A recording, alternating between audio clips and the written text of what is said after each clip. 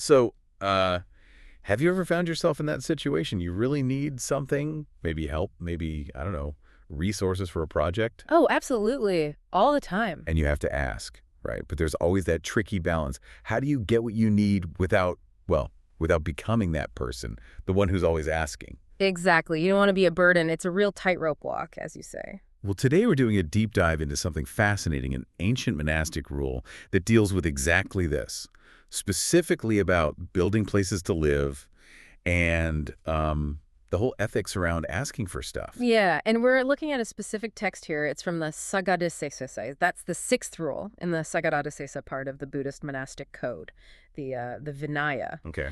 And our mission really is to unpack how this rule, which seems very specific, monks building huts, actually gives us some pretty profound insights. Insights into what, exactly? Into community relations, resource management, how to handle stuff responsibly, and even the psychology of, giving and receiving. It's surprisingly universal. Okay, let's set the scene then. Where does the story start? We're talking ancient India, specifically Rajagaha and Āḷavī, and there's this group of monks, bhikkhus, known as the Avaka bhikkhus. The Avaka monks. Got it. And they had a problem. A pretty big one, yeah. They were building huts, kuyo, but these were specifically sayatikayo kuyo. Which means? Huts acquired through begging, constant asking. Oh, okay. Not just any huts then. Right. And the text describes them very particularly. Asamikayo, meaning unowned by anyone else, vatthudesanāya, intended just for themselves, for their own use, and apamakayo. Apamakayo. Yeah, unmeasured or basically improperly sized, not built according to any standard. So they're just building these personal odd-sized huts by constantly asking for materials. Exactly. And here's the kicker. Despite all this effort, the huts were nanitana gachanti. They weren't getting finished. Nope. They just weren't reaching completion. And the monks themselves, they were described as yakana bahula vinyati bahula.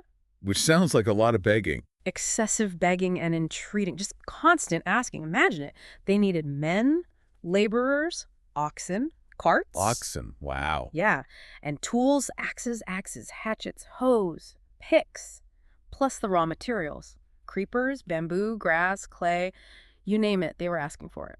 That sounds exhausting for everyone around them. Yeah. What was the effect on the lay community, the people supporting them? Oh, it was bad. The text says people were upaduta yakanaya, upaduta vininati. Meaning they felt oppressed. Oppressed, yeah. Yeah. By the constant begging, the constant requests, people's reactions were, well, pretty extreme. How extreme? They weren't just annoyed. The text says they got frightened. People would actively try to avoid them. Like cross street. Exactly. Or run away, take a different path, turn their faces away, even, shut their doors when they saw the monks coming. Shutting doors on monks. Yeah. That's serious. It gets even more, striking. The text adds this detail. Even the cows. Right, cows? Yeah, even the cows. Disva palanti biki manyamana. They'd see them coming and run away thinking, oh no, it's the monks. Okay, cows running away from monks. That paints a picture. It really shows how disruptive they must have been. Absolutely. So, into this situation comes Mahakassapa, a very respected elder monk. He arrives in Āḷavī and notices something's wrong. What does he notice? The whole area had changed. It used to be prosperous, easy to get alms food, simple to live. Subiha ahosi sulahapich. Okay, good place to be. Right. But now, it was dibikadola impoverished, difficult to get alms, hard to survive. And Mahakassapa asks why. He does. And the monks themselves, to their credit perhaps, told him the reason. Which was? Their own excessive begging. They admitted it. Wow. So Mahakassapa takes this information. Straight to the Buddha. He reports the whole situation. The Buddha confirms that, yeah, these monks were out of line. And he vigarahi them. Vigarahi. Criticized them strongly. He pointed out that this kind of behavior wasn't helping anyone. It wasn't going to convert people who weren't already followers, and it wasn't going to increase the faith of those who were. It was actively harmful then, undermining their own mission. Precisely. It was counterproductive. So the Buddha didn't just say stop it. He explained why it was bad, right? I heard there were stories involved. This is where it gets really interesting. Exactly. He didn't just issue a command. He explained the underlying principle, the psychology of it, using some really telling stories. Like what? Well, there's the story of the two ascetic brothers and Manakanera, the Naga king. A Naga is like a serpent deity. Okay. So the younger ascetic was being bothered by this Naga, the elder brother had an idea. Ask the Naga for his jewel. Maybe that would appease him or, solve the issue somehow. Ask for his magic jewel. Okay. So the younger brother does. And at first, the Naga gives it. But then the ascetic keeps asking, becoming, demanding, excessive. Have a begging problem again? Exactly. The Naga gets reluctant, and finally, he just leaves.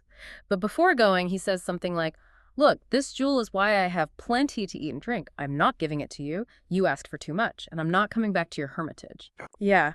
And the younger ascetic. He was apparently quite fond of the Naga's company, despite the initial torment, and he becomes distraught, wastes away because he misses the Naga. So the lesson. The elder brother sums it up.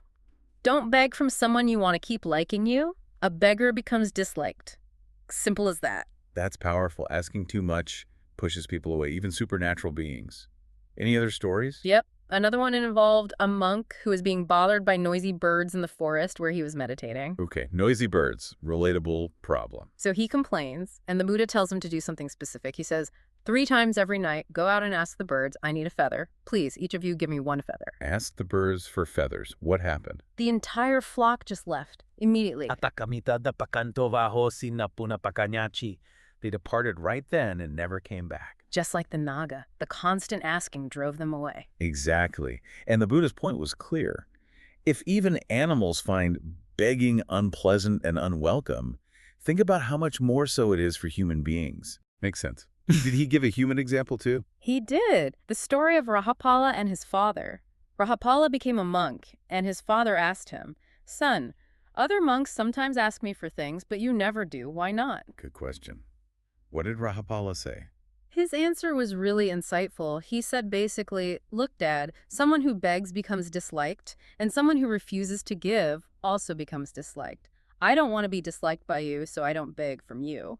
Wow. So begging creates this no-win situation, potentially damaging the relationship, whether the person gives or not. That's the core takeaway from these stories. Excessive asking creates dislike, it strains relationships, even close family ones. And this loops back to the Āvaka monks and the lay community. Perfectly. The Buddha reminded everyone, Gehina bhikkhave dusaharani vogani samphatani piduranurakyani. Which means? It means monks, lay people's wealth is hard to gather, and even once gathered, it's hard to protect. So be mindful of their struggles. Don't add to their burden. Precisely. Lay people have their own challenges managing resources. Monks shouldn't make it harder by being excessively demanding. This understanding was crucial for finding a real solution. Okay, so the problem is clear. The psychology is explained. What was the actual concrete solution? What did the Buddha tell those monks to do? Or rather, what rule was put in place? This led directly to the rule we mentioned earlier, Saṅghādisesa the Sixth. It lays out clear guidelines for a monk building a hut acquired through solicitation, a sanyachikaya kuru. And the guidelines were? First, it had to be a samikaya tutase, unowned by anyone else, and for the monk's own use. We covered that. But crucially, it had to be pamaka. Pamaka, meaning of a specific size. Yeah, exactly, of a specific approved size. And the rule gets very specific about the dimensions. How specific? Dīghaso, dvādasa, vidatthiyo, sugatavidatthiyā, 12 handspans long, measured externally, using the Buddha's own handspan as the standard, and tiriyaṃ satt, antarā, 7 handspans wide, measured internally. Wow, that is precise. Buddha's handspan and all. So size was regulated, was that it? Oh no, there was more. It wasn't just about the size, it was also very much about the location and the process. Okay, let's unpack this. The process. What did a monk have to do before even starting to build? They had to go through what's called vatthudesanāya, site designation. Site designation. Right. First step, the monk had to clean the spot they were thinking of using, make it presentable. Okay. Then they had to formally ask the Saṅgha, the whole monastic community, to come and inspect the kuvatu, the proposed hut site. The whole community. What if that wasn't practical? Good point. If the full Saṅgha couldn't make it, they could appoint a few capable monks to do the inspection instead. And what were they inspecting for? Just checking the dimensions? Not just dimensions, because building hadn't started. They were checking if the site itself was suitable. The key terms here are saramha anārambhaṃ and saparikkamanaṃ. Okay, break those down for us. Saramba. Saramba means basically occupied or disturbing. It could be occupied by creatures, ants, termites, mice, snakes, scorpions, centipedes. Or even bigger animals like elephants, lions, tigers, bears, places you really wouldn't want to build a hut. Definitely not. What else counted as disturbing? It also included sites near human activity that would be disruptive or even dangerous.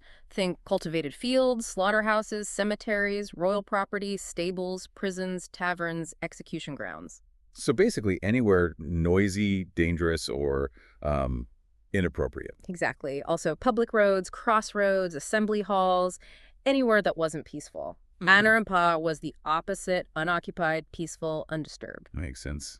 What about the other pair, saparikkamanaṃ? Saparikkamanaṃ means traversable or passable. Could you easily get around it? The text specifies, could it sakahoti yatayutana sakena anuparigantu samantani sinya anuparigantu? Which means? Can it be circled by a proper cart or accessed all around with a ladder? Basically, is it accessible for building, maintenance, and just general coming and going? Okay, so easy to get to and move around. And aparikamanaṃ is the opposite. Right. Impassable, untraversable, hard to access or circle. So the inspection team checks for disturbances and accessibility. What happens then? If the site is found to be sarampa, disturbing, or aparikkamanaṃ, inaccessible, the Sangha tells the monk, nope, you can't build here. Simple as that. Simple as that. Only if the site is deemed anārambhaṃ, peaceful, and saparikkamanaṃ, accessible, can the monk then formally ask the Sangha for the vidatthiyo, the actual permission, the designation to build on that specific spot. That is incredibly thorough. It's not just about the hut, it's about its whole context, ecological and social. So what if a monk ignored all this, built on the wrong spot, or made the hut too big anyway? The consequences were serious. Building on an undesignated site, dvādasa, or building too big, pamatakanta, either one of those resulted in a Saṅghādisesa offense. Which is a major offense in the monastic code, right? Very major. And if you messed up multiple ways, say undesignated site, too big, and it was a disturbing location, you could rack up multiple Saṅghādisesa offenses, plus potentially some dukkha offenses. Dukkaṭaṃ being minor offenses. Correct. Minor offenses, but still offenses. And it didn't stop there. Even if a monk just told someone else to build a hut for him and then left. They were still responsible. Absolutely. They were still responsible for making sure all the conditions were met. Designated site, proper size, peaceful, accessible. If they heard later that something was wrong, they had to step in and fix it, or they'd get a dukkaṭaṃ penalty themselves. Wow. Accountability was key. Yeah. It seems like there was very little wiggle room. Not much, no.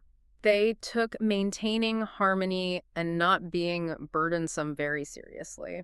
It really paints a picture of a system designed for sustainability and community respect. But were there any exceptions, situations where this whole elaborate rule didn't apply? Yes, the rule does specify some exceptions. It's quite practical in that way. Like what? Well, it doesn't apply if you're just using a natural shelter like a cave, linguhaya, or building a really simple grass hut, tikokukaya, things that don't require major resources or construction. Okay, makes sense. Anything else? It also doesn't apply if you're building anyasas attaya for someone else's purpose, not for yourself. Ah, so building for the community or another monk was different? Right, and it only applied to building a vasaga, a permanent residence. Temporary shelters weren't covered. And finally, exceptions were made for someone considered ummatakasa, which means insane or mentally incompetent, or for an adhikamikasa, a first offender, someone making a mistake for the first time, perhaps out of ignorance. The system allowed for some leniency there. that's quite a journey we've taken. From those problematic monks in Āḷavī, the unfinished huts, the poor cows. Aha, yes, the fleeing cows. All the way to this incredibly detailed monastic rule, Saṅghādisesa the sixth, covering size, location, accessibility, community approval. Oh. It's amazing how one specific issue led to such a comprehensive framework. It really is. And if you zoom out, you see it's not just about monks and huts, is it? No, it feels much bigger. It's about how any community, really, can foster harmony. Harmony with each other, harmony with the environment. It's fundamentally about responsible resource management. And that delicate balance we started with asking and receiving. Exactly. Understanding that unchecked individual desires, even for something seemingly basic like shelter, can put a strain on the whole system if not managed with awareness and respect. It can lead to resentment, scarcity, the very problems seen in Āḷavī. It really makes you think. So taking these ancient insights forward, how could a similar kind of principle, mindful requesting, thinking about the impact, responsible resource use, how could that apply in our own lives today? That's the question, isn't it? Whether it's just in our personal interactions, asking a neighbor for help, or thinking about bigger things, like how our communities manage resources or how businesses operate. It touches on transparency, respecting boundaries, thinking about mutual benefit, making sure that when we ask for something or build something, we're not inadvertently creating a burden or causing harm down the line. A lot to reflect on there, definitely. How do we balance our needs with the needs and capacities of those around us? A timeless challenge, it seems.